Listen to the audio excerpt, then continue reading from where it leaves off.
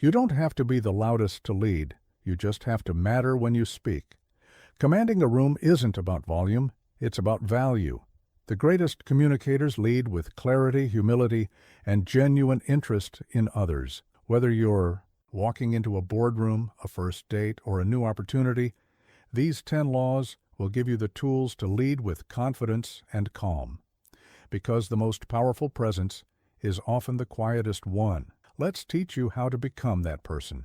Subscribe to our channel if you're ready to master your mind, and tell us, where are you watching from?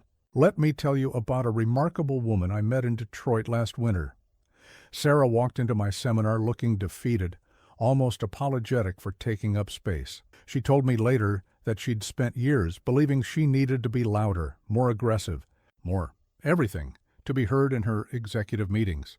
By the end of our time together, she had transformed into someone who commanded attention without raising her voice once. But before I tell you how Sarah changed everything, let me share something crucial with you, something that took me decades of teaching and thousands of interactions to truly understand. True command of a room has nothing to do with volume, nothing to do with aggression, and absolutely nothing to do with dominating others. The quietest person in the room often holds the most power, if they understand what I'm about to share with you. I've spent my life studying human nature, watching thousands of people interact, succeed, and fail in their attempts to influence others. And I've discovered something fascinating. The most commanding presence often belongs to those who speak the least, but matter the most. Think about the last time you were truly captivated by someone. Was it the person shouting to be heard? Or was it the individual who spoke with such clarity and conviction that the room naturally leaned in to listen? In my experience, it's almost always the latter. The truth is, force creates resistance. The harder you push, the more people pull away. But presence pulls people toward you. It's magnetic. And here's the beautiful part. It's something anyone can develop regardless of their natural temperament or position in life. I remember watching Sarah transform over those next few months. She stopped trying to fill every silence, started listening with genuine interest, began speaking not more, but with more purpose, and something magical happened. People started seeking her opinion, waiting for her to speak, valuing her words not because they were loud, but because they mattered. Here's the fundamental shift you need to make. Stop thinking about commanding attention and start thinking about deserving attention. The difference is subtle but profound. When you focus on deserving attention, you naturally speak with intention, not just to fill space. You listen to understand, not to respond. You move with purpose, not with pressure. You connect with authenticity, not authority. This isn't about techniques or tricks. It's about transformation. About becoming someone worth listening to, not learning how to demand listening. It's about understanding that true influence comes from the value you bring, not the volume you project. I've seen this principle work in every conceivable situation. In boardrooms where million-dollar decisions are made, in classrooms where teachers need to command 30 energetic students, in social situations where someone naturally becomes the center of attention without ever trying to be. Let me share another story. James was a sales director who came to me frustrated that his team wasn't responding to his leadership. He had tried everything, speaking louder, being more assertive, even implementing stricter policies. Nothing worked. When I observed him with his team, I noticed something interesting. He was so focused on being heard that he had forgotten to be worth hearing. We worked together to shift his approach. Instead of trying to command through force, he began to lead through value. He started each meeting by listening rather than speaking. He asked questions instead of making demands. He shared insights rather than orders. Within weeks, his team's dynamics completely changed. They weren't just hearing him, they were seeking him out. I want you to try something right now. Take a deep breath. Feel the weight of your presence. Understand that you don't need to prove anything to anyone. Your value isn't in your volume. It's in your vision, your understanding, your genuine interest in others. This is the foundation of true command. In the chapters that follow, I'll show you exactly how to cultivate this kind of presence. We'll explore the subtle arts of listening, connecting, and leading with quiet confidence. But remember this fundamental truth. You don't need to be loud to be heard. You just need to be worth hearing. Sarah learned this, and today, she's not just attending executive meetings. She's leading them, not with volume, but with value, not with force, but with focus. Her transformation wasn't about becoming someone else. It was about becoming more authentically herself. You have this same power within you. It's not about changing who you are. It's about amplifying your best qualities in a way that naturally draws others to you. Let's unlock that power together. I once conducted a fascinating experiment in my seminars. I would ask a participant to walk into the room twice, first normally, then with conscious intention. The difference in how the audience perceived them was remarkable. Same person, same walk, different energy, different impact. The results were so consistent that it changed how I teach presence forever. You see, people make up their minds about you in approximately 7 seconds. 7 seconds. And here's the kicker. You haven't even opened your mouth yet. In that brief moment, before a single word is spoken, others are already forming judgments about your confidence, competence, and character. Let me share something profound that my dear friend, a Broadway director, taught me years ago. He said, "Dale, the best actors don't act. They simply are." This same principle applies to commanding a room. It's not about performing, it's about embodying, about aligning your outer presence with your inner conviction. Your presence speaks volumes before your voice utters a single word. It's in how you carry yourself, how you enter a space, the energy you bring with you. These aren't just abstract concepts. They're powerful tools that can transform how others perceive and respond to you. I remember working with a CEO in Chicago who couldn't understand why his teams seemed distant, despite his friendly demeanor. When I observed him, the issue became clear. His body was speaking a different language than his words. He would rush into rooms, shoulders tense, eyes darting around. His mouth said, "I'm approachable," but his body screamed, "I'm stressed and unavailable." Here's what most people don't understand. Your body is having a conversation with everyone in the room, whether you're aware of it or not. Every gesture, every movement, every expression is communicating something. The key is to ensure that message aligns with your intentions. Let me teach you the silent language of command. First, there's your posture. Stand as if a golden thread runs from the crown of your head to the heavens. Not rigid, relaxed, but vertical. This isn't about looking important. It's about feeling grounded. Your posture affects not just how others see you, but how you feel about yourself. Then there's your breathing. Shallow breathing signals stress to others. Deep, measured breathing communicates calm authority. Before you enter any room, take 3 deep breaths.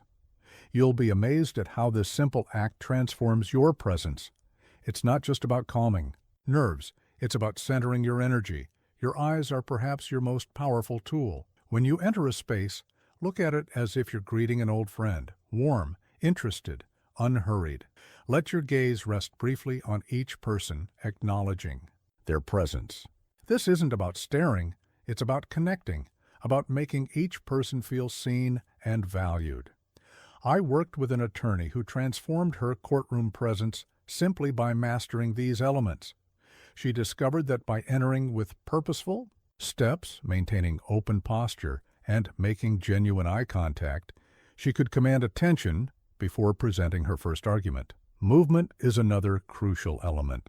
When you move, do so with purpose. Every step, every gesture should have intention behind it. This doesn't mean being stiff or choreographed, quite the opposite. It means being deliberate, conscious, present in your own body. Think about the pace of your movements. Rushing communicates anxiety or lack of control. Moving too slowly might suggest hesitation. Find that sweet spot, the pace that says you're both confident and considerate. I often tell my students, move at the speed of respect. Your facial expressions matter tremendously. A genuine smile, when appropriate, can transform a room's energy, but remember, authenticity is key. People can spot a fake smile from across the room. Instead, cultivate genuine warmth. Let your interest in others show on your face. Here's a practice I want you to try. Before your next important interaction, spend a moment visualizing yourself as someone who naturally commands respect. Not through force or authority, but through presence and authenticity. How would that person enter a room? How would they carry themselves? How would they acknowledge others? Remember the CEO I mentioned? After working on these elements, his team's response to him changed dramatically. He learned to pause before entering a room, to breathe deeply, to move with intention. His new presence communicated what his words always had, that he was there to support and engage with his team. The beauty of mastering these nonverbal elements is that they create a foundation for everything else. When your physical presence aligns with your intentions, your words carry more weight. Your ideas land more effectively. Your influence grows naturally. In the next chapter, we'll explore how to build on this foundation by making genuine connections. But for now, focus on this truth. Your presence is speaking long before your words do. Make sure it's saying what you want it to say. Let me tell you about two leaders I once observed at the same conference. Both were successful, both were knowledgeable, but their impact on others couldn't have been more different. The first, Michael, spent his time talking about his achievements, his insights, his vision. The second, Rachel, spent her time asking others about their achievements, their insights, their vision. By the end of the conference, guess who had more people seeking their advice? Who had built more meaningful connections? The answer might surprise those who believe influence comes from showcasing our own importance. Rachel, who spoke less about herself and listened more to others, had people literally lining up to speak with her. Why? Because she had mastered the most powerful secret of commanding a room, making others feel truly seen. I've spent years studying human behavior, and I can tell you this with absolute certainty. People are starving for genuine acknowledgement. In our fast-paced, digital world, being truly seen and heard has become increasingly rare. And therein lies your opportunity to stand out, to command attention, to lead with genuine influence. Think about the last time someone gave you their complete, undivided attention. Not the half-hearted nod while checking their phone, not the distracted while scanning the room, but real focused attention. How did it make you feel? More importantly, how did you feel about that person afterward? Here's what most people don't understand about commanding a room. It's not about demanding attention. It's about giving it first. When you make others feel seen, they naturally want to see you. When you make them feel heard, they naturally want to hear you. It's a paradox that has proven true in every culture, every context, every human interaction I've ever studied. Let me share a technique I taught to a struggling sales executive named David. He was talented, but couldn't seem to close major deals. When I observed him in meetings, I noticed he was always waiting for his turn to speak, always ready with his next point. I taught him instead to become genuinely curious about his clients, to lean in slightly when they spoke, to maintain soft eye contact, to ask follow-up questions that showed he was truly processing their words. The results were remarkable. Within 3 months, his close rate doubled. Why? Because he stopped trying to be interesting and started being interested. His clients felt seen, understood, valued. They weren't just buying his product, they were buying into him as someone who truly cared about their needs. Here are the key elements of making others feel seen. First, practice what I call whole-body listening. Your eyes focus gently on the speaker. Your body faces them directly. Your posture shows engagement without tension. Your hands are still, not fidgeting or gesturing. This physical alignment communicates complete attention. Second, develop the art of the thoughtful pause. After someone finishes speaking, take a brief moment before responding. This shows you're actually processing their words, not just waiting for your turn. It's a small gesture that carries immense weight. Third, learn to ask questions that open doors rather than close them. Instead of, "Did you have a good weekend?" Ask, "What was the highlight of your weekend?" Instead of, "Do you like your job?" I'd ask, "What's the most interesting project you're working on right now?" These questions invite real conversation, real connection. I remember working with a judge who was having trouble controlling her courtroom. She had tried being stricter, speaking louder, imposing more rules. Nothing worked. When I suggested she try making each person who entered her courtroom feel truly seen, from the attorneys to the defendants to the bailiff, she was skeptical. But she tried it. She made eye contact, listened fully, acknowledged each person's presence and perspective. Even when she disagreed, the transformation was profound. The atmosphere in her courtroom changed. People spoke more respectfully, listened more attentively, and cooperated more willingly. Why?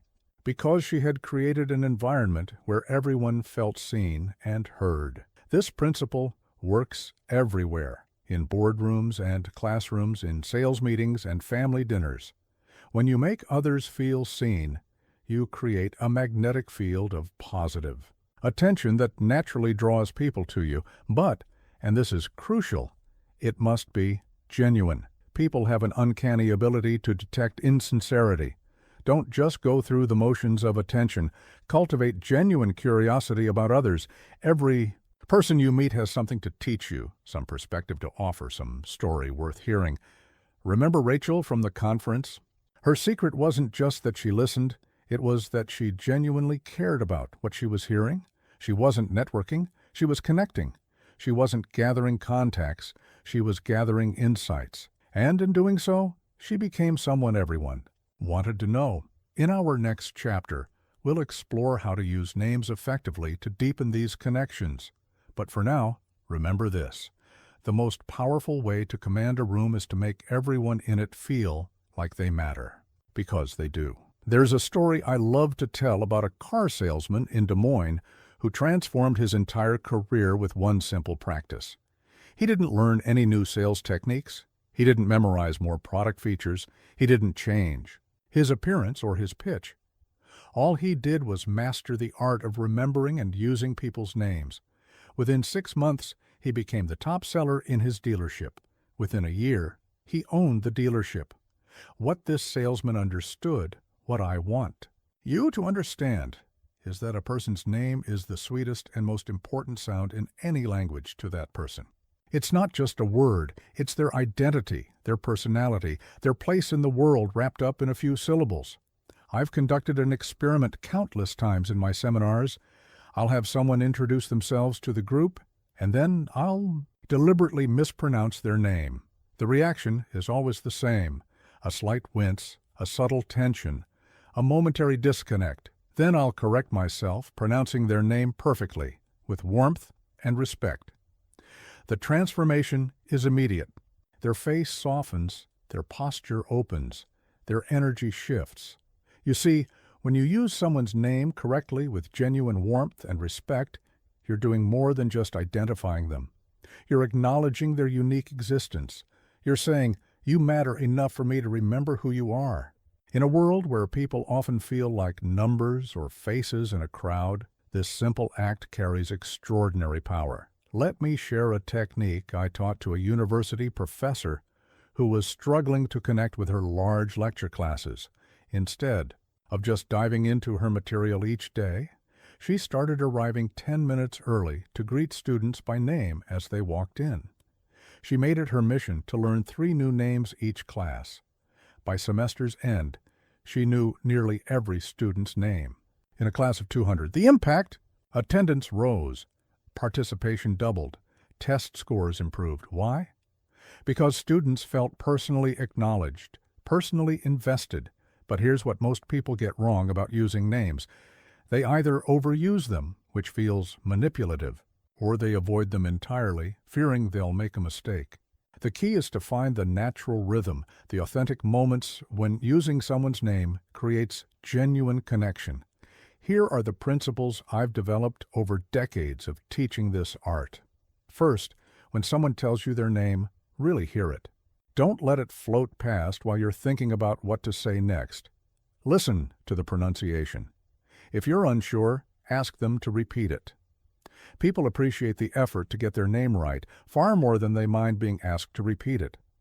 Second, create memory hooks. If you meet Michael from Montana who works in marketing, create the alliteration in your mind. If Sarah has the same name as your sister, make that connection. Your brain remembers better through association.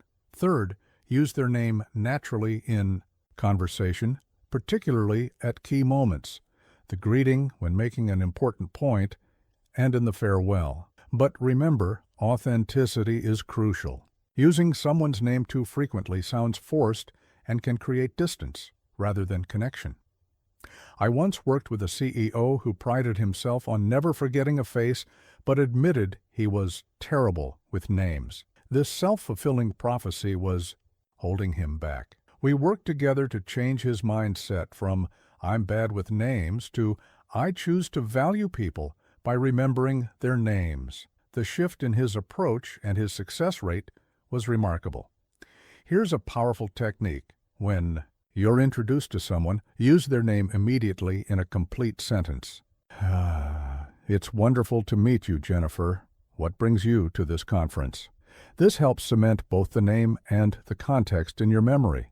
But what if you forget someone's name? This happens to everyone, and how you handle it matters enormously. The worst thing you can do is fake it or avoid the person. Instead, be honest and respectful. I remember having a wonderful conversation about artificial intelligence with you last month, but I'm embarrassed to admit your name has slipped my mind. Would you remind me? This honesty, combined with showing you remember details about them, often strengthens rather than weakens the connection. Consider this. Every time you use someone's name thoughtfully, you're making a small deposit in what I call the trust bank. These deposits accumulate. They build relationship equity. They create a foundation of mutual respect and recognition that can transform professional relationships and personal connections alike. I worked with a political candidate who transformed her community meetings by having volunteers quietly help her learn attendees' names, which she then used naturally throughout the evening. The impact was remarkable. People who came in skeptical left feeling personally connected to her vision. Why? Because she made them feel personally recognized, not just part of a crowd. As we move forward, remember this. Your ability to remember and properly use names isn't just a social skill, it's a leadership tool, a way of commanding respect by giving it first. In our next chapter, we'll explore how to deepen these connections through the art of listening. But for now, start practicing this simple but powerful art of making people feel important by remembering and respectfully using their names. Let me tell you about two meetings I observed at a Fortune 500 company last year. In the first, the department head spent 45 minutes laying out his vision, barely pausing for breath. His team sat quietly, nodding at appropriate intervals. In the second, a different leader spoke for perhaps 10 minutes total, but her team left energized, aligned, and eager to move forward. The difference? She had mastered what I consider the most powerful leadership skill of all: strategic listening. Most people listen with the intent to reply, but true leaders listen with the intent to understand. This distinction, this fundamental shift in approach, can transform your ability to command any room you enter. I remember working with a brilliant Bay surgeon who couldn't understand why his medical team seemed disengaged during critical procedures. When I observed him in action, the problem became clear. He was so focused on giving instructions that he had stopped listening for input. His team had valuable insights, but had learned to keep them to themselves. We worked together to develop what I call active leadership listening, and within weeks, his operating room became a model of collaborative efficiency. Here's what most people don't understand about listening. It's not a passive act. It's not about being quiet while others speak. True listening is one of the most active, engaged states you can be in. It requires more energy, more focus, and more skill than speaking.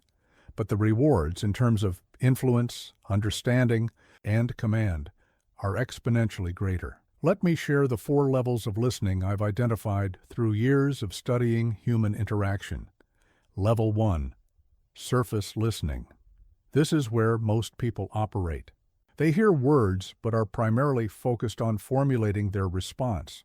Their body may be present, but their mind is elsewhere. This type of listening commands no respect and builds no connection. Level 2. Content listening. At this level, you're actively processing the information being shared.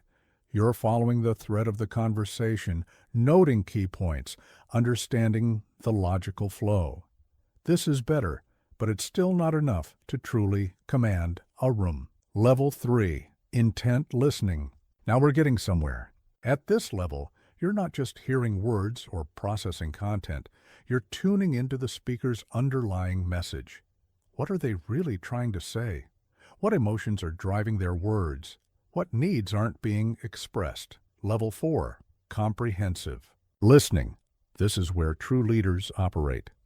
At this level, you're simultaneously aware of the words, the content, the intent, and the context.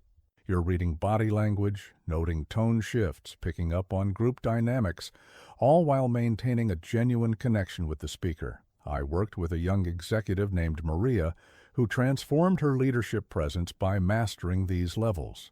She developed what I call the AAA approach to listening. Attention. She gave speakers her complete focus, maintaining what I call soft eyes, alert but not intense, engaged but not staring, absorption. She actively processed information, noting not just what was said, but how it was said, and what wasn't said. Acknowledgement. She provided thoughtful responses that showed she had truly heard and understood, often synthesizing multiple viewpoints into cohesive insights. The results were remarkable. Her team meetings, once scattered and inefficient, became productive and energizing. People started coming to her with ideas, challenges, and solutions because they knew she would truly listen. Here's a powerful technique I want you to try. The next time someone is speaking to you, imagine their words as physical objects being handed to you. Your job is to examine each one carefully before responding. This visualization helps prevent the common habit of mental interrupting, planning your response while others are still speaking. Another crucial aspect of leadership. Listening is what I call listening with your questions. Instead of asking routine questions that merely advance your agenda, ask questions that help others expand their thinking. Instead of, "Did you complete the report?" ask, "What insights surprised you while working on this report?" Instead of, "Can you meet the deadline?" ask, "What resources would help you feel more confident about this timeline?" I once worked with a negotiator who transformed his success rate by mastering what I call silence comfort. He learned to sit comfortably in the spaces between words, allowing others to fill the silence with additional thoughts, concerns, or concessions. This simple technique, being comfortable with silence, often revealed crucial information that would have otherwise remained hidden. Remember the surgeon I mentioned? Once he started truly listening to his team, something remarkable happened. Not only did the quality of their work improve, but the entire atmosphere in his operating room changed. People became more engaged, more proactive, more invested in outcomes. Why? Because they felt heard, valued, and respected. As we move forward, I want you to remember this. The most powerful person in any room is often the one who listens most effectively. Not just hearing words, but truly understanding people. In our next chapter, we'll explore how to use this foundation of understanding to speak with warmth and purpose. But for now, focus on developing your listening leadership. Because in a world full of noise, the ability to truly listen is becoming increasingly rare and increasingly valuable. I once watched a remarkable transformation in one of my seminars. Patricia, a brilliant technical director, had all the knowledge needed to lead her team, but struggled to command attention during presentations. Her words were precise, her data impeccable, but something was missing. That something, we discovered, was warmth and purposeful movement. You see, it's not just what you say that commands a room, it's how you say it and how you move while saying it.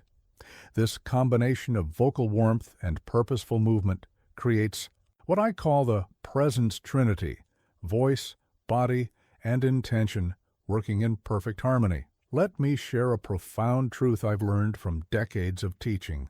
People rarely remember exactly what you said, but they always remember how you made them feel. Your voice is not just a delivery mechanism for words. It's an instrument of emotional connection and tool of influence that can either draw people in or push them away. I worked with a high court judge who was brilliant but couldn't understand why juries seemed disconnected during his instructions. When we analyzed his speaking pattern, we discovered he was using what I call fortress voice: all authority, no humanity. We worked on injecting warmth into his tone while maintaining his dignity. The result? Higher jury engagement, better comprehension of instructions, and more efficient proceedings. Here's what most people don't understand about vocal warmth. It's not about being soft or sweet. It's about being authentic and accessible. Think of it like a warm fireplace on a cold day. It draws people in naturally without forcing them. Let me share the 3 key elements of speaking with warmth. First, there's resonance. Your voice should come from your chest, not your throat. Practice speaking as if you're trying to warm someone with your words. This creates a rich, inviting tone that naturally commands attention without demanding it. Second, there's rhythm. Vary your pace like a skilled musician, quick for energy, slow for emphasis, pauses for impact. I taught this to a CEO who was known for his monotone briefings. Once he mastered vocal variety, his quarterly meetings went from endurance tests to engaging events. Third, there's emotional congruence. Your voice should match your message. When you're expressing concern, let that concern color your tone. When you're sharing excitement, let that energy flow through your words. This authenticity is magnetic, but voice is only part of the equation. Your movements must also align with your message. I remember working with an emergency room doctor who couldn't understand why patients seemed anxious despite his calm words. When we observed his behavior, we noticed he was moving quickly and sharply while telling people to relax. His movements were contradicting his message. Here's the crucial principle. Every movement should have purpose. This doesn't mean being stiff or choreographed, quite the opposite. It means being intentional. When you reach for something, reach with purpose. When you walk across a room, walk with intention. When you gesture, make it mean something. I taught a sales executive what I call the power pause, the art of standing still while making an important point. In our fidgety world, stillness commands attention. She used this technique during her next major presentation, planting her feet firmly and staying still while delivering her key messages. The impact was immediate and powerful. Let me share a technique I call movement mapping. Before any important presentation or meeting, mentally divide the space into purpose zones. The connection zone, where you stand when building rapport. The authority zone, where you deliver key points. The collaboration zone, where you engage in discussion. The reflection zone, where you pause for emphasis. Moving purposefully between these zones gives your communication physical structure and helps your audience process your message more effectively. But here's the key. All of this must feel natural, not performed. I worked with an attorney who initially tried to script every movement, every tone, shift. It came across as artificial and actually diminished his presence. We worked instead on developing what I call authentic choreography, movement and vocal, patterns that felt natural to him while serving his communication goals. Practice this exercise. Stand up right now and say a simple sentence like, "This project matters to me." First, say it while shifting your weight from foot to foot. Then say, it while standing firmly, moving only your hand for emphasis. Feel the difference? That's the power of purposeful movement. Remember Patricia, the technical director? We discovered her habit of constant movement was diluting her message. By learning to stand still while delivering key points, to move with intention rather than nervousness, and to infuse her voice with genuine warmth, she transformed her presence. Her next presentation didn't just inform her team, it inspired them. As we move forward, remember this: your voice and movements are having a conversation with your audience even when you're not speaking. Make sure they're saying what you want them to say. In our next chapter, we'll explore how to use questions to unlock deeper engagement.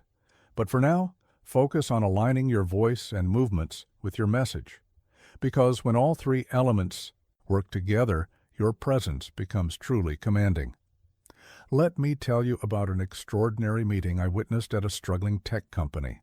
The new CEO walked in, and instead of delivering the expected presentation about her vision for the company, she spent the first hour asking questions. Not the usual surface-level queries, but deep, thoughtful questions that got to the heart of the company's challenges and opportunities.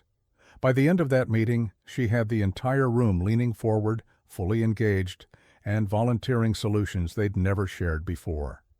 You see, the greatest leaders I've studied don't command rooms through declarations. They command them through exploration. They understand that the right question at the right moment can unlock more potential than 100 statements. I've spent years studying the art of questioning, and I've discovered something fascinating. There's a hierarchy to questions, much like there's a hierarchy to needs. At the bottom are closed questions that simply verify facts. At the top are what I call unlocking questions, questions that open new doors of thought and possibility. Let me share a transformation I witnessed with a senior executive named Marcus. He was brilliant at giving directions but struggled to engage his team's creativity. His questions were always functional. Did you complete the report? When will this be done? Who's responsible for this? Important questions, yes, but not questions that unlock potential. We worked together to develop what I call the triple deep question technique. Level 1, the surface question. What's the status of the project? Level 2, the insight question. What's been the most surprising challenge you've encountered? Level 3, the unlocking question. If you had unlimited resources, how would you approach this differently? The difference in his team's engagement was immediate and profound. People stopped giving brief, safe answers and started sharing genuine insights and innovative ideas. Here's what most people don't understand about powerful questions. They're not about getting information. They're about creating possibilities. When you ask the right question in the right way, you do more than gather data. You open minds, including your own. I worked with a judge who transformed her courtroom dynamics by mastering what I call circular questioning. Instead of asking linear questions that led to dead-end answers, she learned to ask questions that opened up new avenues of understanding. Instead of, "Did you see the defendant that night?" she asked, "What made that particular night memorable for you?" Instead of, "Are you certain about your statement?" she asked, "What helps you feel so confident about your recollection?" These questions didn't just elicit better information, they created an atmosphere of thoughtful reflection that elevated the entire proceedings. Let me share the 5 principles of unlocking questions I've developed over decades of teaching. First, questions should be genuine. People can sense when you're asking something, just to make a point rather than to truly understand. Genuine curiosity creates genuine connection. Second, questions should be layered. Start with the surface and gradually go deeper. I taught this to a sales director who transformed her client meetings by moving from "What are your current challenges?" to "What keeps you up at night?" to "What would make this year a genuine breakthrough for you?" Third, questions should be empowering. They should help people discover their own insights rather than lead them to your predetermined conclusions. Instead of, "Don't you think we should," ask, "What solutions have you been considering?" Fourth, questions should be timely. The right question at the wrong time can close more doors than it opens. I worked with a negotiator who learned to read the room before asking deep questions. Sometimes he discovered a simple clarifying question was more powerful than a profound one. Fifth, questions should be followed by genuine listening. The power of a great question is lost if you're not fully present for the answer. Remember our chapter on listening leadership. It's especially crucial here.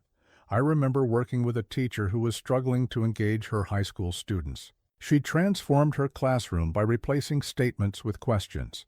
Instead of saying, "This poem is about loss," she asked, "What feelings does this poem stir in you?" Instead of declaring, "This is an important historical event," she asked, "How might this event have changed people's lives?" The result? Her students became active participants in their own learning, eagerly engaging with material they had previously ignored. Here's a powerful technique I want you to try. Before your next important meeting, prepare 3 types of questions. Opening questions that build rapport, exploring questions that deepen understanding, expanding questions that create new possibilities, but, and this is crucial, hold them loosely.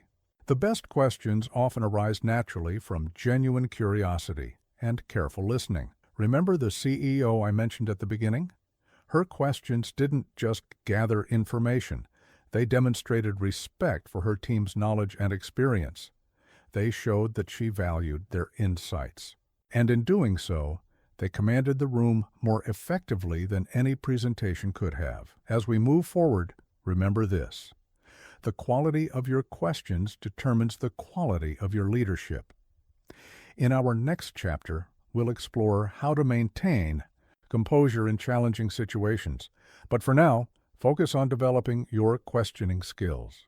Because in a world full of people making statements, those who ask powerful questions stand out as true leaders. There's a moment I'll never forget from my years of consulting with emergency room teams. A major crisis had erupted. Multiple trauma patients arriving simultaneously, equipment malfunctioning, tensions running high. In the midst of this chaos, one doctor moved with remarkable serenity. She wasn't moving slowly, she was moving purposefully. She wasn't speaking softly, she was speaking clearly. Her calmness created a center of gravity that the entire emergency room began to orbit around. This, my friends, is the power of composure. In any room, the calmest person is often the most commanding person. Not because they're the loudest, not because they're the most senior, but because their composure creates confidence in others. Let me share something profound I've learned. Chaos doesn't test your composure, it reveals it. The ability to maintain calm in difficult situations isn't a technique you can simply switch on when needed. It's a practice you must cultivate daily. I worked with a crisis management executive who struggled with this concept initially. "But, Dale," she said, "my job is to handle emergencies. Shouldn't I show urgency?" What she discovered was revolutionary. True urgency doesn't look like panic. True urgency looks like focused calm. Here's what most people don't understand about composure. It's not about being unemotional or detached. It's about being emotionally present, but not emotionally reactive. This distinction is crucial for anyone who wants to command a room, especially in challenging situations. Let me share the 4 levels of composure I've identified through years of observation. Level 1. Reactive composure. This is where most people operate. They maintain calm until something triggers them, then react instinctively. This level of composure commands little respect and can damage credibility quickly. Level 2. Practiced composure. At this level, people can maintain calm in expected challenges, but might still be rattled by surprises. It's better, but not enough for true leadership. Level 3. Principled composure. Here, composure is based on deep-seated principles rather than circumstances. People at this level maintain calm because they're anchored in their values and purpose. Level 4. Conscious composure. This is the highest level, where that ER doctor operated. At this level, composure becomes a tool for elevating others, a force for creating clarity in confusion. I remember working with a judge who transformed her courtroom presence by mastering what I call the 3 circles of calm. Inner circle, your thoughts and emotions. Middle circle, your physical presence and voice. Outer circle, your impact on others. She learned to monitor all 3 circles simultaneously, understanding that true composure ripples outward, affecting everyone in the room. Here's a powerful technique I call the calm cascade. When tension rises, focus on, first, your breathing, slow and steady. Then, your muscles. Release unnecessary tension. Next, your voice, clear and measured. Finally, your movements, purposeful and assured. I taught this to a CEO who was preparing for a contentious board meeting. Instead of trying to control the room through force of personality, she focused on embodying calm confidence. The result? The entire tone of the meeting shifted. Even those who disagreed with her proposals found themselves discussing issues more constructively. But here's the key: composure must be authentic. I once worked with a leader who tried to fake calmness by speaking slowly and moving deliberately. It came across as artificial and actually increased tension in the room. Real composure comes from a genuine inner state of confidence and clarity. Me share a daily practice I recommend: the composure preparation ritual. Before any significant interaction, take 3 deep breaths. Ground yourself physically. Recall your purpose. Imagine your calm affecting others positively. This isn't just meditation, it's leadership preparation. The most commanding presence often comes from this kind of centered preparation. I remember working with a negotiator who transformed his success rate by mastering what I call pressure-prompted calm. The more pressure he felt, the calmer he became. Not as a technique, but as a genuine response born of understanding that his composure was his greatest asset in tough situations. Here's something fascinating I've observed in any group: people unconsciously match their emotional state to the calmest person present. I call this the composure compass. By maintaining genuine calm, you literally help others find their direction in chaos. Think about that ER doctor I mentioned. Her composure didn't just help her perform better, it helped everyone around her perform better. Nurses moved more efficiently. Other doctors communicated more clearly. Even patients became more cooperative. Why? Because composure is contagious. Practice this exercise. The next time you're in a stressful situation, imagine you're calm, as a physical force extending outward, touching everyone in the room. Don't just act calm, be a source of calm. Remember, the goal isn't to be emotionless. The goal is to be emotionally present, but not emotionally reactive, to feel the urgency, but not be consumed by it. To acknowledge the chaos while creating clarity within it. As we move forward to our next chapter about turning conflict into connection, remember this: in a world that's increasingly chaotic, the ability to maintain genuine composure isn't just a leadership skill, it's a superpower. Cultivate it consciously, practice it daily, and watch how it transforms your ability to command any room you enter. Let me tell you about a fascinating scene I witnessed in a corporate boardroom last spring. 2 senior executives were locked in what seemed to be an irreconcilable conflict over strategy. The tension was palpable, voices were rising, and the entire room was bracing for an explosion. Then something remarkable happened. The newest board member, a woman who had been quietly observing, spoke up. But instead of taking sides or trying to force peace, she did something extraordinary. She turned that conflict into a breakthrough moment of connection. You see, most people see conflict as something to avoid or suppress, but the most commanding presences I've studied understand something profound. Conflict, handled skillfully, can be one of your most powerful tools for building trust and establishing authority. I've spent years studying how the most influential leaders handle conflict, and I've discovered something fascinating. The people who command the most respect in difficult situations aren't the ones who avoid conflict or dominate it. They're the ones who transform it. Let me share a principle that transformed the way a diplomatic negotiator I worked with approached every tense situation. We call it the conflict triangle. Position, what people say they want. Interest, what people actually need. Connection, the human element that bridges the gap. Most people focus entirely on positions, which is why they get stuck. But true leaders understand that the magic happens when you address interests while building connection. Here's what most people don't understand about conflict. It's rarely about what it appears to be about. I worked with a team leader who was constantly dealing with two team members who seemed to argue about everything: project timelines, resource allocation, communication protocols. But when we dug deeper, we discovered the real issue was about feeling valued and heard. Once she understood this, she could transform their conflicts into opportunities for deeper collaboration. Let me share the 5 principles of conflict transformation I've developed. First, embrace the tension. Don't try to dissolve it immediately. I taught this to a CEO who had a habit of rushing to smooth things over. She learned that a certain amount of tension, properly channeled, can lead to creative solutions. Second, look for the hidden agreement. Even in the most heated arguments, there's usually a shared value or concern. Find it, name it, and build from there. I remember a union negotiation where finding the shared commitment to worker safety completely changed the tone of the discussions. Third, reframe opposition as opportunity. Instead of seeing conflicting viewpoints as problems to solve, treat them as perspectives to integrate. This simple shift can transform antagonists into collaborators. Fourth, maintain connection while addressing concerns. Use what I call connection language. I understand why this matters to you.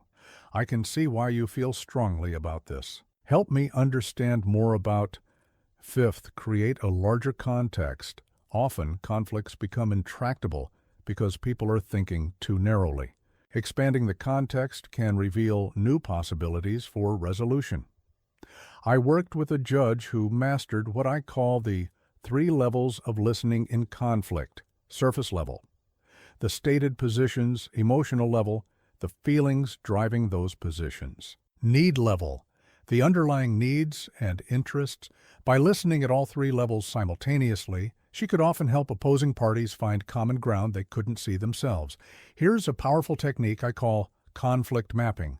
Before addressing any significant conflict, draw a circle representing the core issue. Draw lines to each person's position. Under each position, list potential interests. Look for overlapping interests. Build your approach around these intersections. Taught this to a sales director dealing with a difficult client relationship. Instead of defending against complaints, she started mapping the underlying interests. The transformation was remarkable. What started as conflict became a partnership. Remember that boardroom scene I mentioned? The board member who spoke up used what I call the bridge approach. First, she acknowledged both perspectives. I can see why this matters deeply to both of you. Then she elevated the discussion. What if we looked at this from our customer's perspective? Finally, she created a new framework for collaboration. Perhaps we could experiment with both approaches in different markets. The result?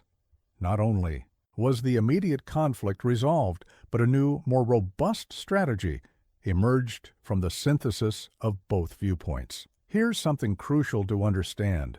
Your goal in conflict isn't to win, it's to advance understanding and strengthen relationships. Every conflict holds the potential for deeper connection if you approach it with the right mindset and tools. Practice this exercise. The next time you encounter conflict, pause and ask yourself 3 questions. What's really driving this situation? What opportunity for connection exists here? How can I help create a better outcome for everyone? Remember, the most commanding presence in any room isn't the one who suppresses conflict or dominates it. It's the one who transforms it into opportunity.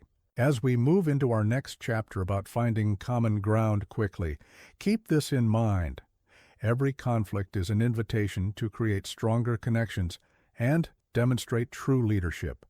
Your ability to transform conflict doesn't just resolve problems, it establishes you as someone who can handle complex situations with wisdom and grace. And that, more than any other single factor, commands lasting respect in any room you enter. Let me share a remarkable moment I witnessed at an international business conference. A speaker had just finished his presentation when the audience questions began turning hostile. Cultural misunderstandings were creating a widening gap between speaker and audience. Then, something fascinating happened. The speaker paused, smiled, and shared a simple story about his grandmother's cooking. Within minutes, the entire atmosphere transformed. Why?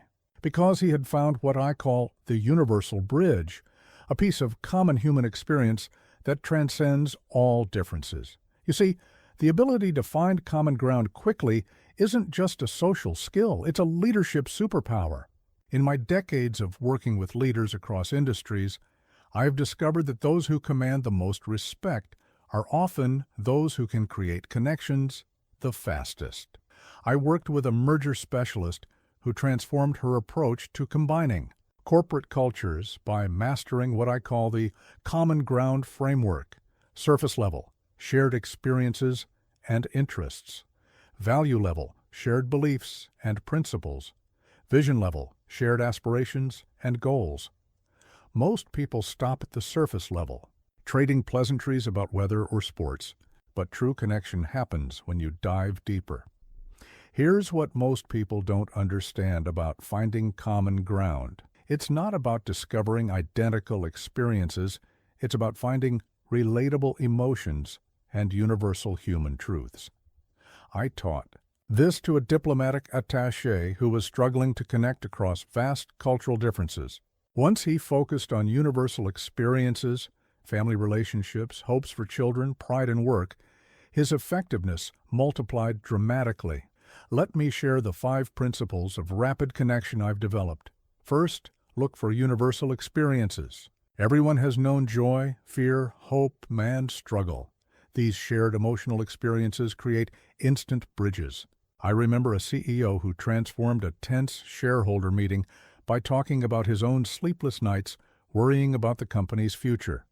Second, use what I call story bridging. Instead of stating facts, share brief stories that others can relate to. A sales executive I worked with doubled her success rate by replacing product specifications with stories about how other customers solved similar problems. Third, practice active appreciation. Find something genuine to admire about the other person or their perspective. This isn't flattery, it's recognition of real value. A judge I worked with transformed her courtroom dynamics by consistently acknowledging the valid points made by all parties. Fourth, create shared victories early. Find small points of agreement before tackling larger issues. This builds momentum and trust. I taught this to a negotiator who started every meeting by establishing what both parties already agreed on, no matter how small. Fifth, use inclusive language.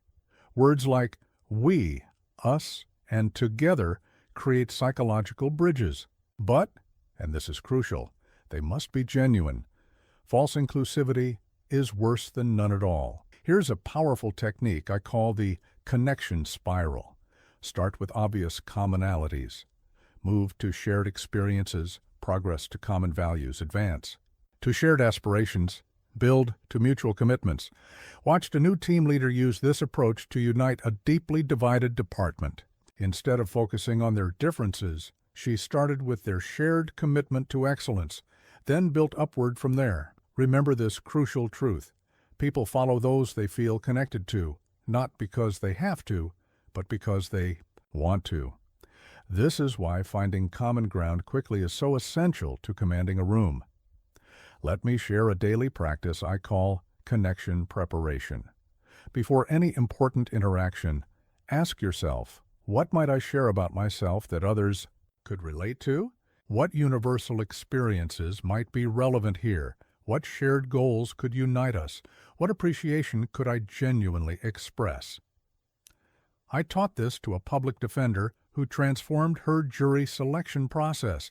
Instead of seeing it as a technical procedure, she approached it as an opportunity to find common human ground with each potential juror. Here's something fascinating I've observed. The fastest way to find common ground is often through shared challenges. I call this struggle bonding. A venture capitalist I worked with mastered this by openly discussing his early failures with entrepreneurs. This vulnerability created instant connection and trust. Practice this exercise. In your next interaction with someone very different from you, challenge yourself to find 3 points of common ground in the first 5 minutes. Not surface similarities, but genuine connections. Remember that conference speaker I mentioned? His story about his grandmother's cooking worked because it tapped into universal experiences, family, tradition, love expressed through food. He found common ground not in business strategies or market analyses, but in shared human experience. Here's a powerful truth. In any room, there are always more things uniting people than dividing them. Your job as a leader is to find these connection points and bring them to the surface. As we move forward to our next chapter about the power of storytelling, remember this. The ability to find common ground quickly isn't about being clever or charismatic. It's about being genuinely interested in what makes us human and using that understanding to build bridges of connection. Because in the end, the most commanding presence is the one that makes others feel like they belong. Let me tell you about an extraordinary moment I witnessed in a corporate training session. A highly respected executive was presenting crucial data about market trends and strategic initiatives. Despite the importance of his information, people were checking their phones, shuffling papers, mentally drifting away. Then he paused, smiled, and said, "Let me tell you about Mrs. Chen's corner store in Singapore." Suddenly, every eye in the room was focused on him. Every phone was put away. What followed was a simple story that made his complex market analysis not just understandable, but unforgettable. You see, facts inform, but stories transform. In all my years of studying human behavior and leadership, I've never found a more powerful tool for commanding attention and inspiring action than strategic storytelling. I worked with a brilliant surgeon who couldn't understand why her medical students weren't retaining important procedural information. When we analyzed her teaching style, we discovered she was presenting facts without context.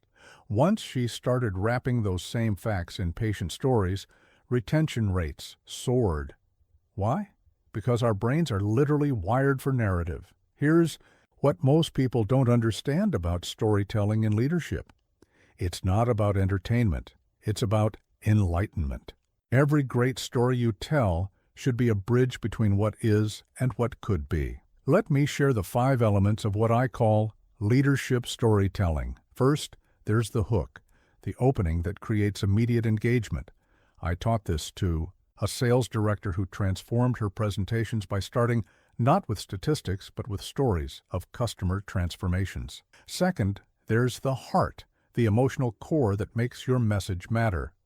A story without emotion is just a sequence of events. A nonprofit leader I worked with doubled donations by sharing not just what they did, but why each action mattered to real people. Third, there's the journey, the path of transformation that listeners can relate to. Great stories don't just describe change, they help people see themselves in that change. Fourth, there's the truth, the authentic insight that makes your story worth telling. I worked with a CEO who learned to share stories of his own mistakes and lessons learned. His vulnerability created more trust than any display of perfection could have. Fifth, there's the bridge, how your story connects to the action you want people to take. The best stories don't end with the end, they end with "and now." I remember working with a judge who mastered what I call the story stack: personal story, drawing from your own experience; parallel story, sharing relevant examples from other contexts; vision story, painting a picture of possible futures; action story, Showing the path forward, she used this framework to make her courtroom instructions not just clear but compelling. Here's a powerful technique I call story mapping. Before sharing any important message, identify your core truth. Find a personal experience that illuminates it. Structure your narrative with clear turning points. Connect it directly to your audience's situation. End with a clear call to action. Taught this to a change management consultant who was struggling to get buy-in for organizational transformations. Once she started mapping her proposals into stories of successful change, resistance began melting away. But here's something crucial. Your stories must be authentic. I once worked with a leader who tried to manufacture stories to fit his points. People saw through it immediately. Real stories, even imperfect ones, always resonate more than polished fabrications. Let me share 3 types of stories every leader should master. The challenge story shows how obstacles were overcome. The connection story builds bridges of understanding. The vision story paints a picture of what's possible. I remember a technology executive who transformed his team meetings by starting each one with a brief story about a customer whose life was changed by their product. It wasn't just information sharing, it was purpose reinforcement through narrative. Here's a daily practice I recommend: the story bank. Each day, write down one story that taught you something valuable. Over time, you'll build a powerful collection of authentic narratives you can draw from. Practice this exercise. Take the last significant challenge you faced and structure it as a story. What was the situation? What was at stake? What did you learn? How can others benefit from your experience? Remember that executive I mentioned. At the beginning, his story about Mrs. Chen's corner store did more than just illustrate market trends. It made those trends human, relatable, and memorable. It turned data into meaning. Here's a profound truth about storytelling and leadership. People might argue with your logic, but they can't argue with your experience. When you share a genuine story that illuminates a truth, you're not just transferring information, you're creating understanding. The most powerful stories in business and leadership often aren't about grand successes. They're about meaningful moments of insight, challenge, or connection. I worked with a startup founder who transformed her investor pitches by sharing not just her business model, but the story of why she cared so deeply about solving this particular problem. As we move into our next chapter about making others the hero, remember this: your ability to tell the right story at the right moment isn't just a communication skill, it's a leadership essential. Because in a world drowning in information, stories are the life rafts that carry meaning, connection, and inspiration. Master them, and you'll find yourself commanding attention not through authority, but through authentic connection. Let me share a fascinating observation from a recent leadership conference. 2 keynote speakers, both equally accomplished, took vastly different approaches. The first spent an hour showcasing his achievements and expertise. The second spent her hour highlighting the achievements of others in the room, weaving their successes into her message. Guess which speaker had people lining up to connect with them afterward? Guess which one truly commanded the room? You see, the most powerful way to command attention isn't to grab the spotlight, it's to give it away strategically. This paradox has proven true in every context I've studied, from boardrooms to classrooms, from sales meetings to international negotiations. Worked with a technology executive who transformed her leadership presence by mastering what I call the spotlight shift. Instead of presenting quarterly results herself, she began inviting team members to share their contributions to key victories. The result? Engagement soared, performance improved, and her influence grew exponentially. Here's what most people don't understand about making others the hero. It's not about diminishing your own presence. It's about multiplying it. When you elevate others authentically, you demonstrate true leadership confidence. Let me share the 5 principles of heroics. Leadership I've developed. First, there's recognition timing. The most powerful acknowledgement often comes in unexpected moments. I taught this to a sales manager who started recognizing his team's efforts during client meetings, not just during performance reviews. The impact on both team morale and clients. Trust was remarkable. Second, there's specific appreciation. Generic praise is forgettable. Detailed recognition is memorable. A hospital administrator I worked with transformed her department by moving from good job to specific acknowledgments of how each person's actions improved patient care. Third, there's public elevation. When you praise someone in front of others, you're not just recognizing them, you're setting standards for the entire group. I remember a judge who began acknowledging lawyers who demonstrated exceptional preparation or ethical behavior. The overall quality of courtroom conduct improved dramatically. Fourth, there's achievement amplification. Help people see their actions in a larger context. A nonprofit director I worked with mastered this by showing volunteers how their individual contributions connected to the organization's broader impact. Fifth, there's success sharing. When you succeed, immediately share the credit, not as an afterthought, but as a central part of the victory narrative. Here's a powerful technique I call the Hero Spotlight Framework. Identify, look for unsung contributions, illuminate, bring those contributions to light connect, show how they impact the bigger picture, elevate, create opportunities for others to shine, reinforce, follow up, and build on their success. Taught this to a project manager who was struggling with team motivation. Once she started actively looking for opportunities to make team members the heroes of their own success stories, productivity and innovation increased dramatically. But here's something crucial. This must be authentic. I once worked with a leader who tried to use recognition as manipulation. His team saw through it immediately. True hero-making comes from genuine appreciation and a desire to see others succeed. Let me share 3 moments when making others the hero is particularly powerful. During challenges, recognize those who face difficulties head-on after victories. Highlight those who contributed behind the scenes during changes. Celebrate those who embraced new directions. I remember working with a CEO who transformed his company's culture by mastering what I call success distribution. In every meeting, every presentation, every company communication, he found ways to showcase others' contributions to the company's success.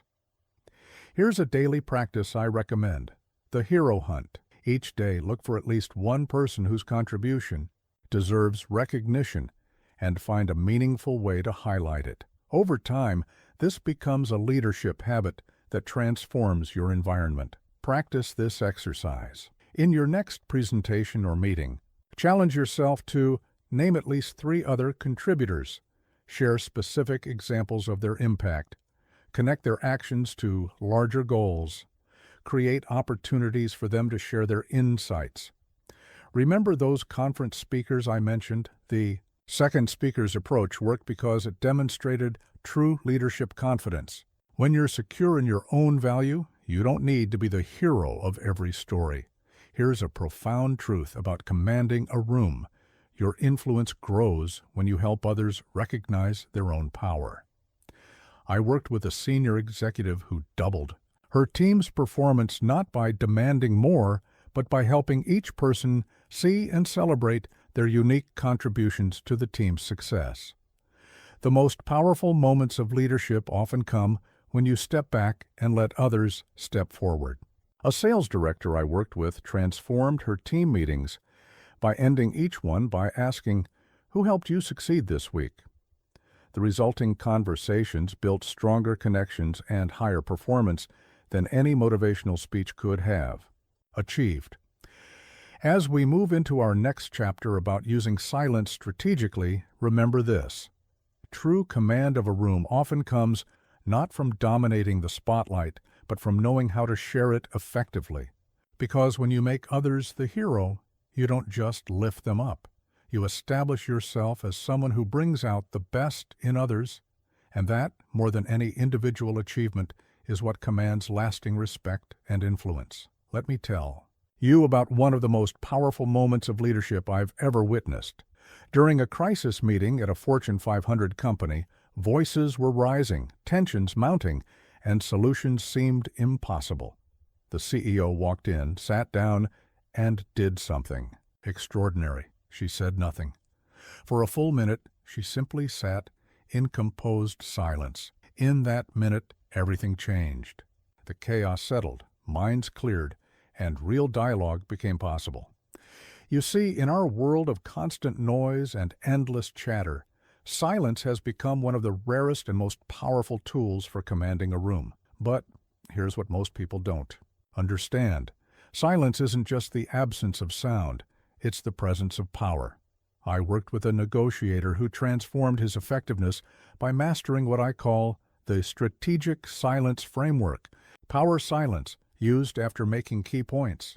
Question silence, used after asking important questions. Tension silence, used during moments of conflict reflection. Silence, used to create space for thought. Decision silence, used when crucial choices must be made. Each type of silence serves a specific purpose and creates a distinct impact. Here's what most people get wrong about silence. They see it as a void to be filled rather than a force to be wielded. I remember working with a trial lawyer who was constantly filling every moment with words. Once she learned to embrace strategic silence, her courtroom presence became dramatically more commanding. Let me share the 5 principles of powerful silence I've developed. First, there's intentional pause. This isn't just stopping talking, it's creating purposeful space. I taught this to a sales executive who transformed her closing rate by learning to sit quietly after naming her price. The silence did more convincing than any additional words could have. Second, there's attention drawing. When you're silent, at unexpected moments, you command attention more powerfully than with any words. A teacher I worked with mastered this by occasionally stopping mid-sentence and waiting. Her students became more attentive than ever. Third, there's emotional regulation. Silence gives others space to process their emotions, and you time to manage yours. A crisis manager I coached used this technique to transform heated situations into productive discussions. Fourth, there's power building. Each moment of silence can build anticipation and authority. Think of it as drawing back a bow. The longer you hold it, the more impact your next words will have. Fifth, there's connection, deepening. Shared silence, when used skillfully, can create stronger bonds than constant conversation. Here's a powerful technique I call the silence stack. Start with brief, strategic pauses. Build to longer moments of quiet. Master the art of comfortable silence. Learn to lead through listening. Use silence to create breakthrough moments. I taught this progression to a CEO who was known for being too talkative. As she mastered each level, her leadership presence grew dramatically. But here's something crucial. Your silence must be grounded in confidence, not fear. I once worked with a leader whose silence came from uncertainty. People could sense it immediately. True power silence comes from a place of assured strength. Let me share 3 key moments when silence is particularly powerful. After making a strong point, let it sink in. When emotions are high, let them settle. Before important decisions, let wisdom emerge. I remember working with a board chairman who transformed his effectiveness by mastering what I call silence bookending, starting and ending each crucial discussion with moments of purposeful quiet. Here's a daily practice I recommend, the silence integration exercise. In every important conversation, deliberately insert 3 strategic silences. Notice their impact, adjust their timing and duration. Learn from each experience. Practice this exercise. In your next meeting, challenge yourself to wait 3 fully seconds after each person finishes speaking. Hold silence after asking important questions. Create deliberate pauses before your key points. Remember that CEO I mentioned at the beginning? Her silence worked because it came from a place of composed confidence. She understood that sometimes the most powerful response is no response at all. Here's a profound truth about silence in leadership. It's not just about not speaking, it's about creating space for insight, understanding, and connection to emerge. I worked with a mediator who resolved more conflicts through strategic silence than through active intervention. The most powerful moments in communication often happen in the spaces between words. A venture capitalist I coached transformed his investment meetings by mastering what I call silence investing, knowing exactly when to be quiet and let others reveal their true thoughts and concerns. As we move into our next chapter about owning your space, remember this. In a world where everyone is trying to be heard, the person who knows how to use silence strategically often commands the most attention. Because silence, when used with purpose and confidence, isn't a sign of weakness. It's a demonstration of power. True command of a room doesn't always come from what you say. Often, it comes from what you don't say and how confidently you don't say it.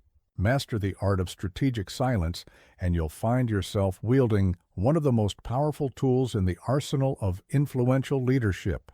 Let me share an illuminating moment I witnessed at a major industry conference.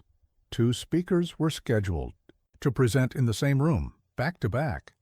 The first burst in with grand gestures and booming voice, commanding attention through sheer force of presence. The second entered quietly, moved purposefully, and occupied the space with calm assurance. By the end of their sessions, guess which presenter had truly connected with the audience? Guess which one had people approaching them afterward for deeper conversations? You see, there's a profound difference between dominating a space and owning it. True spatial command isn't about being the biggest presence in the room, it's about creating the right presence for the room.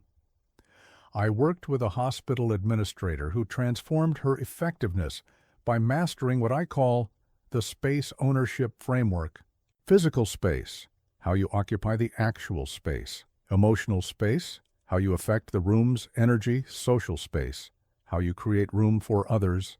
Professional space, how you establish authority. Personal space, how you maintain boundaries. Each dimension requires different skills, but they all work together to create genuine command. Here's what most people don't understand about owning space. It's not about size, it's about certainty. I remember working with a petite executive who commanded massive boardrooms not through physical presence, but through centered certainty in her right to be there. Let me share the 5 principles of spatial command I've developed. First, there's grounded movement. Every step, every gesture should come from a place of centeredness. I taught this to a sales director who was constantly fidgeting. Once she learned to move with purpose, her presence became magnetic. Second, there's energy management. Your energy affects the entire room. A teacher I worked with mastered this by learning to project calm confidence rather than nervous excitement. Her classroom management improved dramatically. Third, there's spatial awareness, understanding and respecting both physical and psychological boundaries. A negotiator I coached transformed his success rate by learning to read and respond to subtle spatial cues. Fourth, there's present scaling, knowing when to expand your presence and when to contract it. Think of it like a volume knob. Different situations require different levels. Fifth, there's territory respect, creating and maintaining appropriate boundaries while respecting others' space. Here's a powerful technique I call the command circle. Center, your core space of certainty. Inner circle, your immediate sphere of influence. Outer circle, your extended impact zone boundary. Your clear but flexible limits beyond. Your awareness of the larger context. I taught this to a corporate trainer who struggled with room control. Once she understood these zones, her presence became both more powerful and more inviting. But here's something crucial. Your command must be authentic. I once worked with a leader who tried to copy someone else's powerful style. It looked forced and undermined his credibility. True spatial command grows from your authentic self. Let me share 3 key moments when spatial command is particularly important. When entering a room, Set the tone immediately. During crucial conversations, maintain centered presence. In challenging situations, hold your space with grace. I remember working with a judge who transformed her courtroom presence by mastering what I call space anchoring, establishing specific points in the room for different types of communication, and moving between them with purpose. Here's a daily practice I recommend: the space ownership exercise. Before any important interaction, take a moment to ground yourself physically. Define your space mentally. Set your energy intentionally. Prepare your boundaries clearly. Practice this exercise. In your next meeting, pay attention to how you enter, the space where you position yourself, how you move when speaking, how you hold space when listening. Remember those conference speakers I mentioned? The second speaker succeeded because she understood that commanding space isn't about domination, it's about creation. She created a space where others felt both attended to and at ease.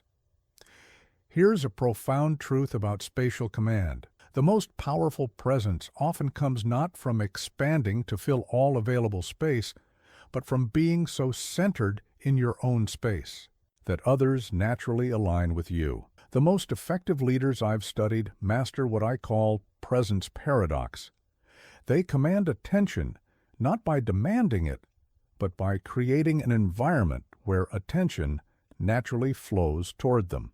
A CEO I worked with transformed her leadership style by learning to be more present in her own space, rather than trying to control everyone else's. As we move into our next chapter about adapting your style to the room, remember this: owning your space isn't about power over others, it's about power with others. When you learn to occupy your space with authentic confidence, you create an environment where others can do the same, and that kind of spatial harmony commands more respect than any amount of domination ever could. Let me share a fascinating observation from a global leadership summit I attended. A senior executive was scheduled to give the same presentation to 3 different audiences: a group of technical experts in the morning, middle management at lunch, and senior executives in the afternoon. Instead of delivering the same speech, 3 times she did something remarkable. She completely transformed her presence and presentation style for each audience while keeping her core message intact. The result? Standing ovations from all 3 groups. You see, the greatest leaders I've studied understand that commanding a room isn't about having one powerful style. It's about having the flexibility to adapt your style while maintaining your authenticity. This is what I call presence fluidity. I worked with a management consultant who transformed her effectiveness by mastering what I call the style adaptation framework. Read the room. Understand the energy and expectations match the mode. Align your style appropriately. Keep your core. Maintain your authentic center. Adjust your edges. Flex your presentation style. Monitor. Impact. Watch for response and adjust accordingly. Here's what most people don't understand about style adaptation. It's not about becoming a different person for each audience. It's about presenting your authentic self in a way that resonates with different groups. Let me share the 5 principles of style adaptation I've developed through years of observation and teaching. First, there's energy matching. Every room has its own energy level. I taught this to a sales trainer who was always high energy, even in contemplative settings. Once she learned to match her energy to the room, her connection with audiences deepened significantly. Second, there's language shifting. Different groups have different vocabularies. A technology executive I worked with mastered this by learning to present complex technical concepts differently to engineers, marketers, and executives without losing the essence of his message. Third, there's pace alignment. Some rooms need quick, dynamic movement. Others require thoughtful pauses. A professor I coached transformed her teaching by learning to read and to match her students' optimal learning pace.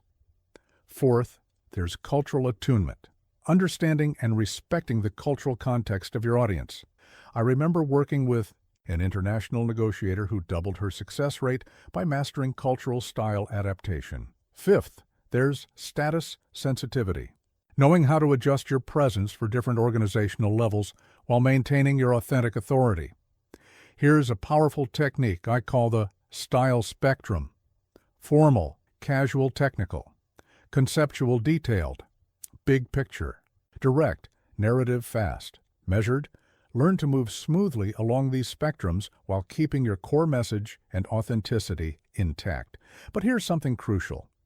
Adaptation must come from understanding, not assumption. I once worked with a leader who made broad generalizations about what different groups wanted. His attempts at adaptation came across as stereotyping. True adaptation comes from genuine observation and empathy.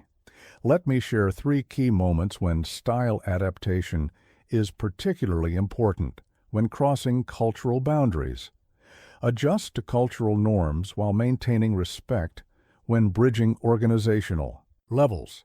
Adapt your language while keeping your message clear when shifting between formal and informal settings. Flex your style while maintaining your presence. I remember working with a judge who mastered what I call context shifting, adjusting her communication style between dealing with lawyers, addressing defendants, and instructing juries, all while maintaining her judicial authority. Here's a daily practice I recommend: the style flexibility exercise. Before each significant interaction, ask yourself, who is my audience? What style will resonate with them? How can I adapt while staying authentic? What adjustments might I need to make in the moment? Practice this exercise. In your next 3 meetings with different groups, consciously adjust your energy level, your vocabulary, your pace of speech, your level of formality. Remember that executive I mentioned at the beginning? Her success came from understanding that each audience needed to receive her message in their own language, at their own pace, in their own context. Here's a profound truth about style adaptation, the most powerful. Communicators aren't those with the most commanding style, they're those with the most flexible style. A CEO I worked with transformed her organization's culture not by forcing everyone to adapt to her style, but by learning to communicate effectively across different departments and levels. The most effective leaders develop what I call style range, the ability to move smoothly between different communication styles while maintaining their core authenticity. Think of it like speaking multiple languages. You're still you, just expressing yourself in a way your audience can best receive. Consider this. Every room has its own unwritten rules, its own rhythm, its own expectations. When you learn to read and respect these while staying true to your authentic self, you create connections that no amount of forced authority can achieve. As we move into our next chapter about making people feel genuinely important, remember this. True command of a room comes not from imposing your style, but from adapting your style to serve your audience while maintaining your authentic core. Because the most powerful presence is one that can flex without breaking, adapt without losing itself, and connect without compromising. Let me share a transformative moment I witnessed in a hospital emergency department. A new chief of medicine had just taken over, and in her first week, she did something unprecedented. Instead of focusing solely on the doctors, she spent time learning the names and roles of every staff member, from the senior surgeons to the cleaning crew. But she didn't stop there. She made it her mission to understand how each person's work contributed to patient care. The impact on the department's morale and effectiveness was nothing short of revolutionary. You see, making people feel important isn't just a nice gesture. It's the foundation of genuine leadership influence. But here's the key. It must come from a place of authentic appreciation, not manipulation. I worked with an executive who transformed her company's culture by mastering what I call the IMPUS, importance recognition, framework, value identification, seeing each person's unique contribution, specific acknowledgement, recognizing particular efforts and impacts, connection creation, building genuine relationships, opportunity, Extension, providing chances for growth.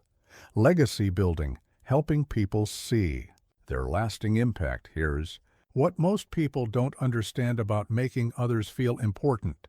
It's not about grand gestures or public praise.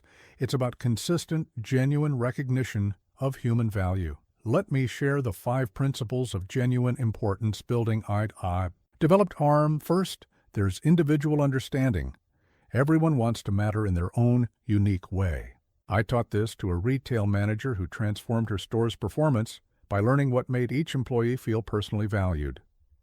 Second, there's contribution recognition. Help people see how their work matters in the larger picture. A factory supervisor I worked with doubled productivity by helping each worker understand their role in the final product's quality. Third, there's personal investment. Show genuine interest in people's growth and development. I remember a school principal who transformed her school's culture by taking time to understand each teacher's professional dreams. Fourth, there's value amplification. Find ways to highlight and expand people's contributions. A project manager I coached mastered this by creating opportunities for team members to showcase their expertise. Fifth, there's authentic connection. Build real relationships based on genuine appreciation of others' worth. Here's a powerful technique I call the important circle. Notice, pay attention to individual contributions, acknowledge, express specific appreciation, connect, create meaningful. Interactions elevate, help others grow and develop. Reinforce, make recognition. A consistent practice. I taught this to a division head who struggled with team engagement. Once she implemented this systematic approach to valuing people, her department became the company's most sought-after workplace. But here's something crucial. Your recognition must be specific and sincere. I once worked with a leader who gave generic compliments to everyone. It had no impact because people could sense the lack of genuine observation and appreciation. Let me share 3 key moments when making others feel important is particularly powerful. During everyday interactions, find small ways to show you value each person. In challenging situations, help people see their worth despite difficulties. During successes, ensure everyone who contributed feels valued. I remember working with a judge who mastered what I call dignity recognition, making every person who entered her courtroom feel respected and heard, regardless of their role or circumstance. Here's a daily practice I recommend: the value recognition exercise. Each day, challenge yourself to notice 3 specific contributions from others, express genuine appreciation for each one, create one opportunity for someone to shine, learn something new about someone you work with. Practice this exercise. In your next interaction with each person, ask yourself, what unique value does this person bring? How can I genuinely acknowledge their contribution? What opportunity can I create for them to feel important? Remember that chief of medicine I mentioned? Her success came from understanding that everyone needs to feel not just useful, but truly valuable. She created what I call a culture of significance, where every role was respected and every contribution mattered. Here's a profound truth about making others feel important. It's not just about what you say, it's about how you see people. A CEO I worked with transformed her company not through new policies or procedures, but by genuinely believing in and demonstrating the importance of every employee. The most effective leaders develop what I call value vision, the ability to see and appreciate the unique worth in every person they encounter. This isn't just a skill, it's a fundamental orientation toward human dignity and potential. Consider this: every person you meet has a deep need to feel significant. When you can genuinely satisfy this need, not through manipulation, but through authentic recognition, you create loyalty and commitment that no amount of authority can command. As we move into our next chapter about connecting rather than impressing, remember this: true command of a room comes not from making yourself feel important, but from making others feel important.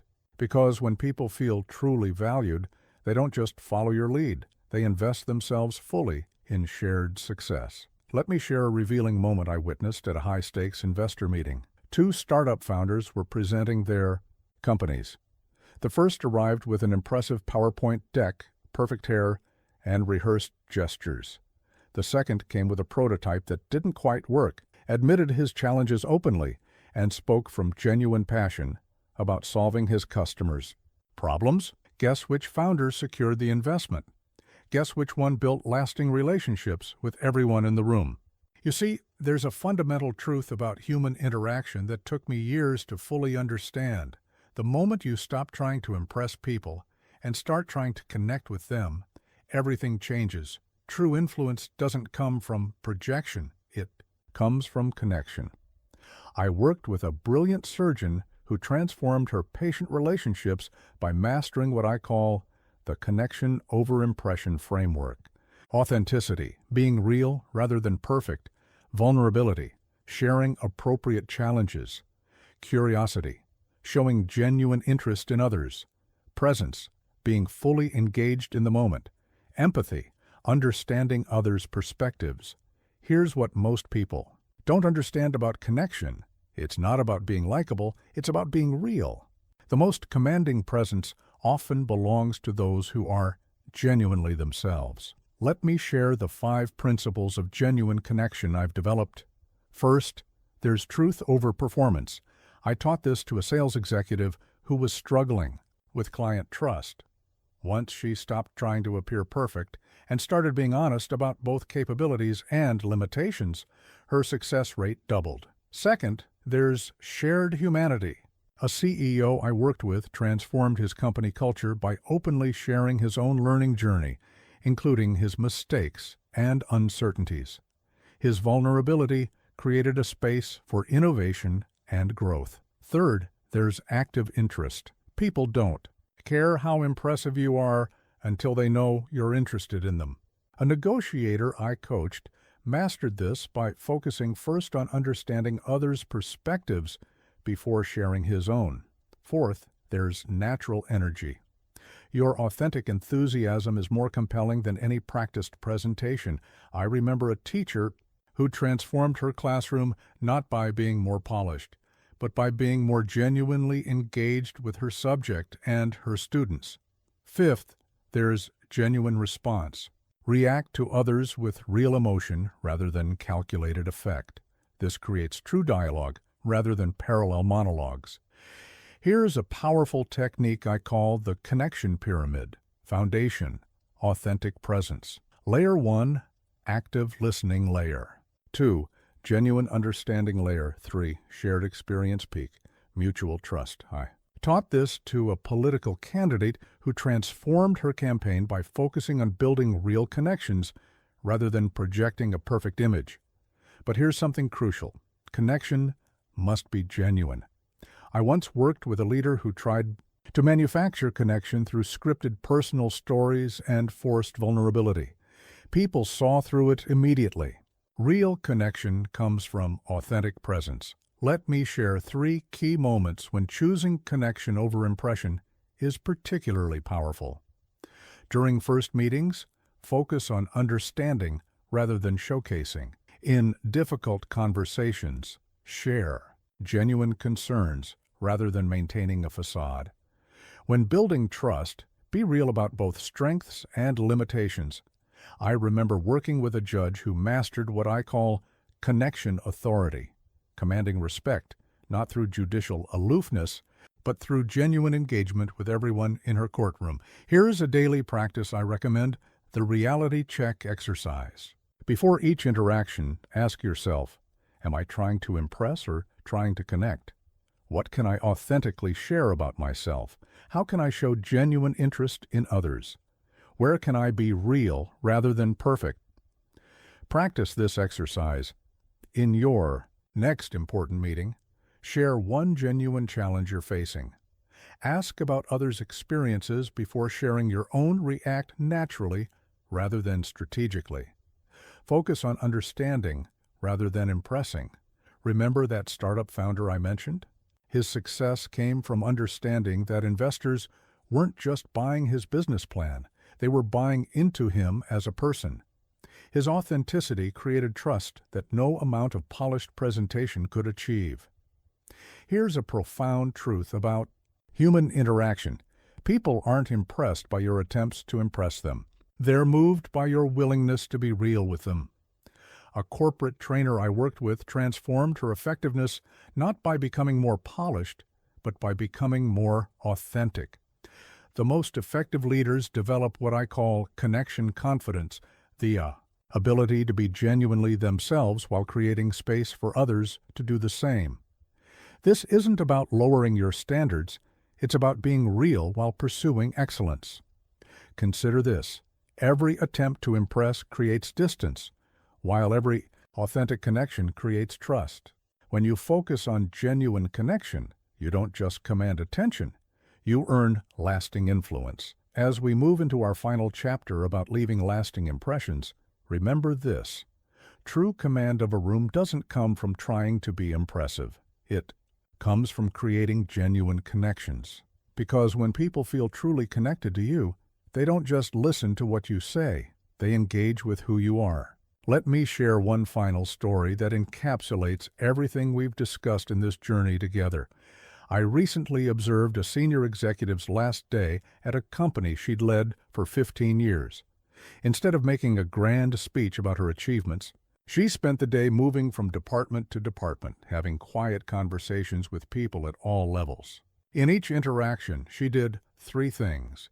She expressed specific gratitude, she shared her vision for that person's future, and she asked how she could support them even after her departure. She didn't just leave her position, she left a legacy of empowered, inspired individuals. You see, truly commanding a room isn't just about what happens while you're in it. It's about the impact that remains after you've gone. This is what I call the legacy principle. I worked with a management consultant who transformed her entire approach by mastering what I call the lasting impact framework. Immediate impact, the energy and insights you bring, short-term effect, the actions you inspire, medium-term influence, the changes you initiate, long-term legacy, the growth you enable, lasting transformation, the culture you create. Here's what most people don't understand about leaving a lasting impression. It's not about being memorable. It's about making others feel more capable, more confident, and more connected to their own potential. Let me share the 5 principles of legacy leadership I've developed. First, there's energy enhancement. Leave people more energized than you found them. I taught this to a sales trainer who transformed her workshops by focusing not just on skills, but on inspiring sustainable enthusiasm for growth. Second, there's value creation. Every interaction should add value for everyone involved. A CEO.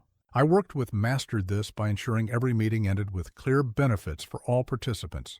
Third, there's future focus. Help people see beyond the present moment. I remember a judge who transformed her drug court by helping each defendant envision and plan for a better future. Fourth, there's connection cultivation. Foster relationships that continue to grow after you're gone. A teacher I coached mastered this by creating student networks that supported each other long after her class ended. Fifth, there's empowerment emphasis. Leave people feeling more capable and confident in their own abilities. Here's a powerful technique I call the legacy loop. Observe. Notice what the room needs. Serve, address those needs effectively. Elevate, raise the energy and insight level. Connect, build lasting relationships. Empower, enable ongoing growth. I taught this to a conference speaker who transformed her impact by focusing not just on her presentation, but on creating lasting value for her audience. But here's something crucial: your legacy must be authentic and empowering. I once worked with a leader who tried to make himself indispensable. Instead of leaving a positive legacy, he created dependency. True legacy leadership is about enabling others to thrive in your absence. Let me share 3 key moments when legacy creation is particularly important. When entering new situations, set positive precedents. During transitions, create bridges to future success. In closing interactions, ensure lasting positive impact. I remember working with a department head who mastered what I call legacy thinking, considering not just immediate outcomes, but long-term positive impacts on people and culture. Here's a daily practice I recommend, the better than before exercise. After each interaction, ask yourself, did I leave people more energized? Did I create lasting value? Did I enable future growth? Did I build sustainable connections? Practice this exercise. In your next meeting, focus on creating value for everyone. Present, building connections that will last, enabling others to succeed independently. Leaving positive energy in your wake. Remember that executive I mentioned at the beginning. Her impact lasted not because of what she achieved, but because of how she enabled others to achieve. She understood that true legacy isn't about leaving footprints, it's about helping others find their path. Here's a profound truth about lasting impact. The rooms you truly command are the ones that function better, even when you're not there. A nonprofit director I worked with transformed her organization not through personal control, but by building a culture of collaborative excellence that sustained itself. The most effective leaders develop what I call legacy awareness of the eyes, ability to act in the present while considering future impact. This isn't about controlling outcomes. It's about creating conditions for ongoing success. Consider this. Every room you enter is an opportunity not just to demonstrate leadership, but to cultivate it in others. When you focus on leaving positive, lasting impact, you don't just command moments, you create movements. As we conclude our journey together, remember this. True command of a room isn't measured by how much attention you attract, but by how much positive change you create. Because when you leave a room better than you found it, you don't just make a difference in that moment. You create ripples of positive impact that continue long after you've gone. Thank you for sharing this journey of learning and growth. Now, go forth and create your own legacy of positive influence, one room at a time.